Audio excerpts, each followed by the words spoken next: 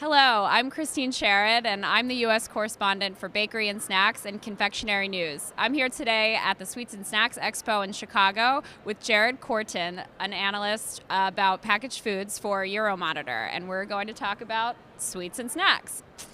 So Jared, let's start with, yesterday you did a presentation on the premiumization of snacks. Right.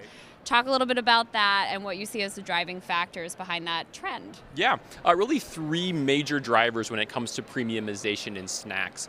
The first is ingredients. A lot of ingredients are related to premiumization, primarily where they're from. The idea of sourcing is very, very important. We're seeing a lot of ethically sourced, locally sourced, organically sourced ingredients, people who don't want GMOs or pesticides. And then curation, how those ingredients are pulled together is really important. Diverse flavors, unique textures are really important, and even like functionality is becoming more important on an ingredient basis.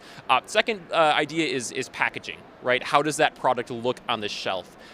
Looking at materials, whether it's foil or stand-up pouches or boxes or tins, even to sort of functional packaging. You know, grab and go, seasonality within packaging as well is really important. And then the last element is channel. So ingredient, packaging, and channel, really the three major drivers or frontiers of premiumization. Thinking about specialty stores, boutiques, even travel retail as an element of premiumization, but all these working together in unique ways to create more premium offerings within snacks and to reach a wider range of consumers. And so that's about snacks. Can you talk a little bit about the premiumization in chocolate and the candies that are here? Is there anything that really stands out in that regard? Yeah, so some really interesting things in chocolate. Continuing to see people moving towards darker chocolate. A lot of interest in sort of functionality in that way. Also, we had the big launch of sort of ruby chocolate this year at the show. People had a chance to sample that here in the U.S. for the first time in many cases. Very different flavor, very different flavor dynamic when it comes to ruby, and of course a different appearance. It's a pink chocolate product. Talk about the ideal product for Valentine's Day, right, when it comes to seasonality. So yeah, a lot of innovation in terms of dark chocolate, ruby chocolate, also texture becoming more important in chocolate. Looking at elements like the M&M hazelnut cream, with this idea of sort of creamy hazelnut butter inside of an M&M, or you know the M&M's tablet, where you have chocolate with the little crunchy pieces of the M&M, sort of that multifaceted texture within chocolate. So yeah, a lot of innovation around those elements in chocolate, really pushing the envelope of premiumization there. So you mentioned functional ingredients. Have you noticed trends here at the show that deal specifically with health and wellness? There's obviously a lot of candy here, and there's a lot of nostalgic candy, a lot of legacy brands. They seem to be still very big here. So have you noticed trends in health and wellness here, or fiber, or any of those kinds of things that are being talked about now? Do you see them here? Yeah, that's a good question. Functionality is really, I think, where a lot of that innovation is happening. And probiotics is one area we've seen a lot of cool innovation here at the show. It's usually a place where you saw it in the chilled cabinet, right? You know, yogurts and yogurt drinks were sort of the home of probiotics, or even chilled snack bars. But with the launch of more shelf-stable variants of probiotics, we're seeing a move into chocolate. We're seeing a move into puff snacks. We're seeing them in snack bars. A lot of interest in gut health, digestive health. And so that's really helping push probiotics and fiber in many cases within snacks. Other elements like caffeine or collagen, omegas, even things like aloe vera we're seeing in snack products, as people turn to snacks as more than just an indulgence, but looking for an additional health benefit. Everything from caffeine to wake you up in the morning to something to help you relax and fall asleep at night, all coming through in snack innovations this year. You talked a little bit about pack sizes and that idea of single servings versus resealability.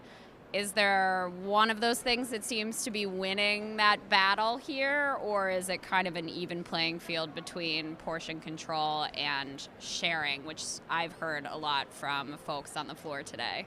Yeah, it's almost like there's two different sort of consumption occasions that are sort of driving these two elements. One is sort of that at-home consumption. I'm sitting in front of the TV. I want that sort of hand-to-mouth where I can pop open a pack, take a few bites, and then reseal it when I'm done. Manufacturers like Hershey coming out with some new stand-up pouch packaging for brands like Reese's Thins here this year at the Expo. And then when it comes to sort of those grab-and-go elements, those are really becoming popular with parents and people who want to pack lunches. So you buy the multi-pack, and then you can throw a bag of chips or a little candy bar into the lunch and sort of take that on your way out the door. So yeah, we're seeing this in like the club channel, where you can buy these big boxes with a lot of these individual multi-packs. We're seeing e-commerce retailers moving more and more into these. Amazon trying to sell bigger pack sizes to drive profitability rather than single serve, which is hard to sell online. And so I think you're seeing both elements. I see those two different consumption occasions are driving interest both in those stand-up pouches and in those sort of multi-serve of the single-serve packs. Very interesting. And as we discussed, there are so many things out there on the floor. Are there a few things that have really stood out to you as driving the movement, whether it's toward premiumization or functionality? Are there some examples of products that are really, pushing the envelope, or even something that maybe you thought would have disappeared but has still found its way out into the ether? Yeah, one thing I think we saw this year in kind of a unique way is this push towards real fruit and real vegetable snacks.